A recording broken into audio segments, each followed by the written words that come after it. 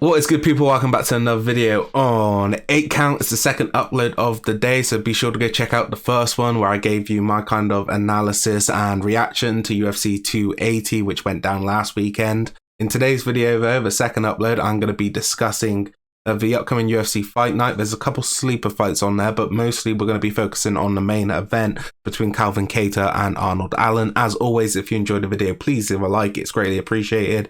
Subscribe to the channel so you don't miss any of the upcoming content. And leave a comment down below. Let me know who you're taking in this main event this upcoming weekend. I mean, we should probably start with it and probably look at the rankings inside the UFC featherweight division. You can see Alexander Volkanovski is the champion. We've got Holloway, Rodriguez, Ortega, Emmett, Kattar, and then Allen.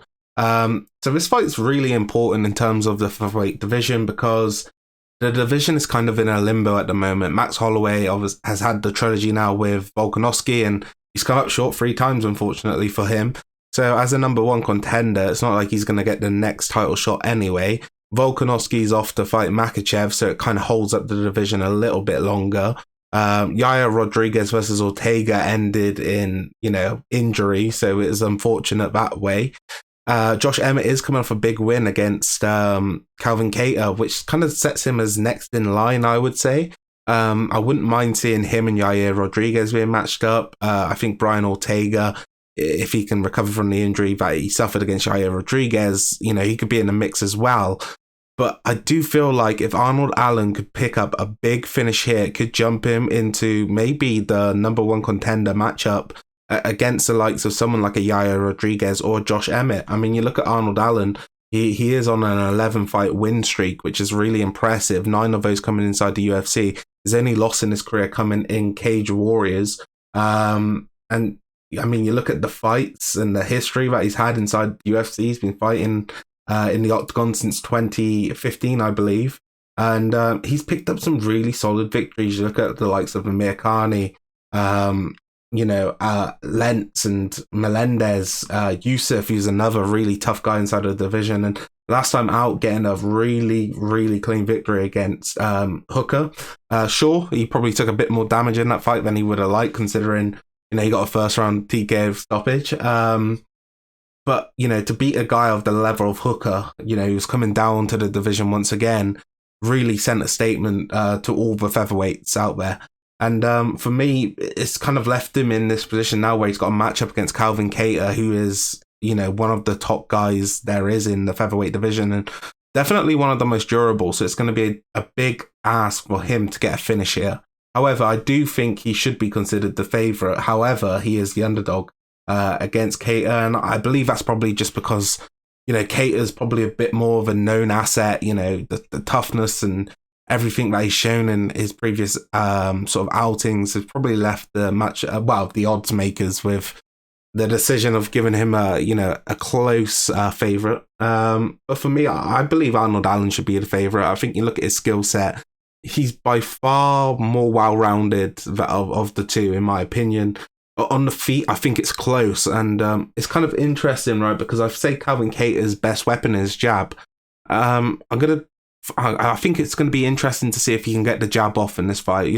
Often when you see a southpaw and an orthodox fighter clash, the jab is less important, especially in boxing anyway.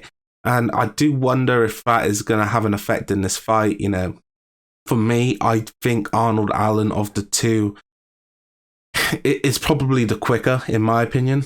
I think you're going to probably see the sort of man strength for Calvin Kattar, though. I think that could be important because I do believe Arnold Allen is going to look to take this fight to the ground at some point. I think in terms of his striking, he's got enough, in my opinion, to get the job done.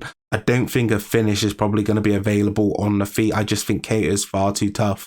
And Allen, I don't understand why he wouldn't look to take this fight to the ground. I think there he would have the best odds of winning. And it's one of those things in Arnold's career where I think he is commonly underrated, especially in the grappling department, because he's from the UK. And it's kind of just like a prejudice, I guess, because, he's from the UK, so they can't grapple. But he's someone who's gone out of his way to move around and train with the best he can. And under Faraz Sahabi at TriStar in Canada, I think he's, kind of adopted a style where he's not a kickboxer or a striker. He is a mixed martial artist. And for me, I believe of the two, he's the better mixed martial artist, and he's going to get the win here. I do wonder if he can get it finished on the ground, but I think on the feet it's going to be a tough ask, like I said before. So I'm going to go with a decision victory here for Arnold. I think it'd probably be something like a 49-46. Maybe a bit closer, 40 what's 3 rounds to 2 maybe. 48-47 maybe. It's going to be a close fight, but I think the round's going to be close, but I think Arnold Allen is just going to get the better of Kattar the majority of the time. I think the co-main event, I wouldn't have put this one here personally. I think there's a better fight on the card. But Tim Means against Max Griffin is a good fight, and it's going to be a big test for Max Griffin because Tim Means is one of these guys who is criminally underrated. I think on the feet, solid boxing, solid fundamentals, and when he gets in close, he's called the Dirty Bird for a reason, man. He's really nasty with those sort of dirty boxing inside shots, and I think it's going to be a real tough fight for Griffin. Griffin is the favourite here. I'm going to go with an underdog pick. I'm going to go with Tim Means to get it done. There's a couple fights on this card I'm really not too interested in. Trayshawn Gore, I think he's coming off the Ultimate Fighter. I think he lost. I really wasn't too impressed with him. Jared Vanderarma, it is what it is. These sort of fights don't really interest with me. Josh Fremd, last time I saw him, he was pretty impressive, so I'd be interested to see him. But this is the fight I really love on the card: Dustin Jacoby versus Khalil Roundtree Jr. The odds are pretty close, -165 for Justin Jacoby, and Khalil Roundtree +140. The reason I find this so interesting is, Dustin Jacoby's sort of experience in kickboxing and the way kind of Roundtree has kind of adopted the Muay Thai style, and some of the techniques he's shown in there have been super impressive. I think the win over Gokhan Saki was one of those fights where he kind of just went, oh, holy shit, he's here and he's for real, and I think he had the defeat against Johnny Walker, which was a bit of a disappointing one on his part. But other than that, I've been really impressed. I think last time out, I'd have to double check, but wasn't it that strike, the almost Robertson it was? I can't remember if it was I was thinking of the Kauskas fight where he hit him with the oblique kick, and it was more of a front leg side kick to the knee, and that was nasty. I'm not sure what the damage was on that one, but since then he got the second round finish as well over Carl Robertson. I really like Roundtree. I think in terms of his striking, he's explosive. He packs a lot of power and he's dangerous. Jacoby, on the other hand, he's more of a technician, I'd say. Really good footwork. I think if he can keep the fight at range, he's going to have really good success. It's just dependent on the style. I think Roundtree is going to look to probably counter off Jacoby coming in. I think, Roundtree will kind of take like a Piotr Jan sort of style where he's going to keep it tight, he's going to come forward on the front foot, and Jacoby's probably going to try and pick him off. But as he's doing that, I think Roundtree's going to look to hit him with something big. It's a fight I really love, and considering it's kicking off the main card, this one could easily be the co-main event for me, and probably should be.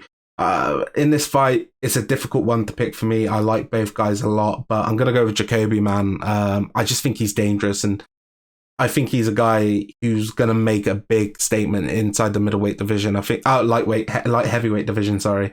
And I'm interested to see what his ceiling is in MMA. Be sure to let me know what you think on that one, guys, in the comments down below.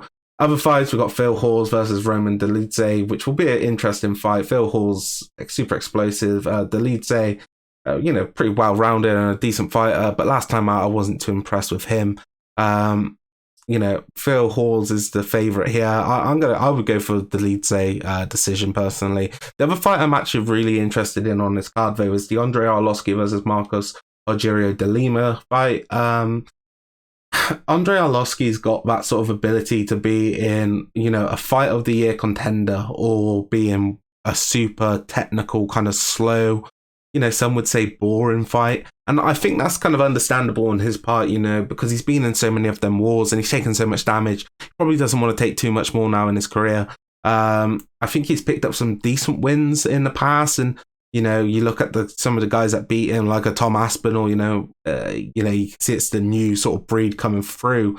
But he's definitely got that thing which allows him to be kind of a gatekeeper in the heavyweight division to see who is the next sort of up and coming guys. And I feel like Marcos Rogerio de Lima has that sort of ability to bring out an old school sort of fight from Andre Arlovski, where not necessarily we're going to see Arlovski win, but we're going to see him in a more entertaining fight, which I think will be interesting. I think Andre Arlovski is going to be the lighter of the two. I think he's going to be, probably the more disciplined of the two as well, in terms of, firing inside the pocket. I do think footwork's going to be a part to play. Can De Lima really keep up with Arlovski on the outside, because he's been pretty decent as of late. I think he can, and I think he's going to, force Arlovski to trade. And I think this fight is a bit of a coin flip. I could see this one going either way. I'm going to go with the younger man, but I'm going to go with De Lima. I think he can get this one done. I think it's going to be inside the first round as well. I'm going to go with the first round knockout for De Lima, but it's never wise to bet against Andre Arlovski. Other fights on the card. I mean, it's a bit of a weird card. Joseph Holmes against the Iron Turtle, is it? Jun Young Park will be an interesting one for sure. It's going to be good to see Chase Cooper out there again. He's a guy who kind of like, I wouldn't say he's UFC ready in terms of his level right now, but you can see the level of his jiu-jitsu, and if he can get eventually the striking to, get to a similar level, it would make him interesting for sure. I don't know if I can see that happening. I do feel like for a lot of guys who don't start striking until quite late on in their sort of life, honestly, I think if you haven't really started striking before your teenage sort of years, you're kind of always left in the dark a bit. And I guess you could say the same is for the wrestling game, but some of these guys who don't start striking until later in life, until they hit, 20 and stuff like that, the striking just never looks to have that sort of crispness and that pop to it. So that's going to be interesting. Other than that, though, guys, the card is fairly dry, especially coming off the week we had with UFC 280.